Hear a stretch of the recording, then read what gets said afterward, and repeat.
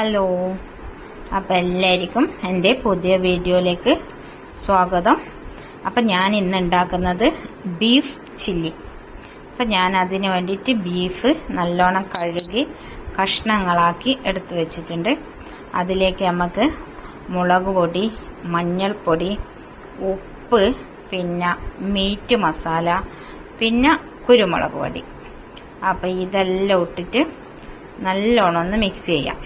അപ്പം മിക്സ് ചെയ്തിട്ട് കുറച്ച് സമയം നമ്മളിങ്ങനെ റെസ്റ്റ് ചെയ്യാൻ വെക്കണം. നല്ല വൃത്തിയിൽ എന്താ പറയുക, നല്ലോണം മിക്സ് ചെയ്യണം, എന്നാലേ അതിൻ്റെ ഒരു സ്വാദ് വരും. അപ്പം അതങ്ങനെ എല്ലാം മിക്സ് ചെയ്ത് നല്ല റെഡിയാക്കി വെച്ചിട്ടുണ്ട്. ഇനി ഇത് കുറച്ച് സമയം റെസ്റ്റ് ചെയ്യാൻ വെക്കാം. ആ സമയത്ത് നമുക്ക് ഇതിലേക്ക് വേണ്ട സാധനങ്ങളെല്ലാം അരിഞ്ഞെടുക്കണം. ഉള്ളിയും പിന്നെ തക്കാളി, പിന്നെ പച്ചമുളക്, പിന്നെ ഇഞ്ചി, പിന്നെ നമ്മുടെ ഇത്രയും സാധനങ്ങൾ വളർത്തി. വെളുത്തുള്ളി എന്തായാലും വേണം. അപ്പോൾ അതെല്ലാം കൂടി നല്ലോണം ചെറിയ പീസായിട്ട് കട്ട് ചെയ്തെടുത്ത് വെക്കുക.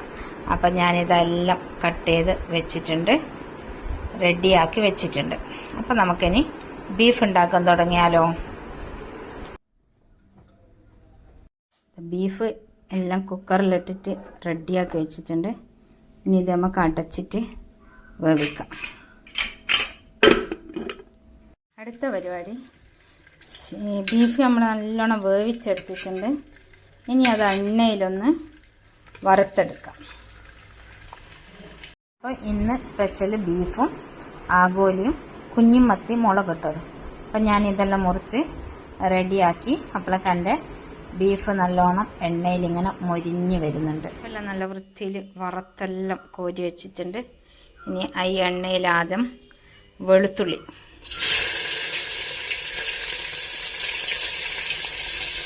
പച്ചമുളക്, പിന്നെ ഇഞ്ചി, നല്ലോണം ചറപറ വഴറ്റുക. നല്ല മണം വരുന്നുണ്ട്.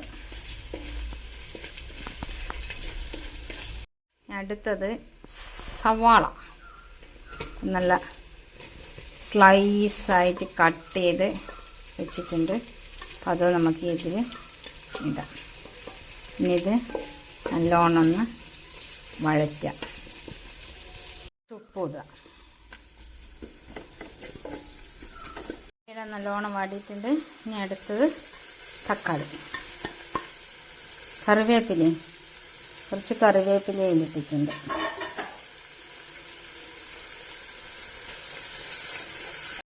അപ്പോൾ ഇതിൽ നമ്മൾ കുറച്ച് ടൊമാറ്റോ സോസും സോയാ സോസും ഒഴിച്ചിട്ടുണ്ട്. പിന്നെ കുരുമുളക്,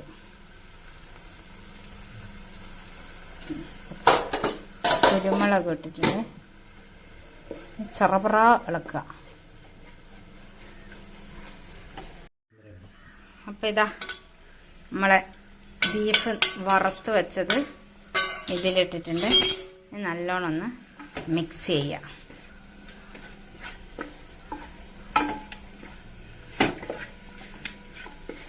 ഇനി നമ്മളെ കുറച്ച് ബീഫ് വെന്ത വെള്ളമില്ലേ, അതിൽ ഒഴിക്കണം കുറച്ച്. ബീഫ് റെഡി ആയിട്ടുണ്ട്. ഇനി ലാസ്റ്റ് കുറച്ച് ഗരം മസാല ഇതും കൂടി ഇട്ട് കഴിഞ്ഞാൽ നമ്മളെ ബീഫ് ചില്ലി റെഡിയായി.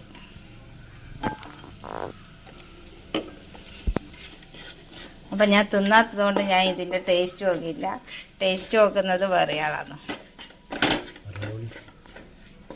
ഒരാൾക്ക് കൊടുക്കുന്നുണ്ട്, ഇങ്ങനെ ഇല്ലെന്ന് പറയണം കേട്ടാ. വേട്ടാ വാടാ.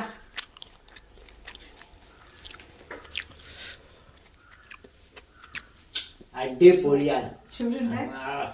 എന്താ ടേസ്റ്റ്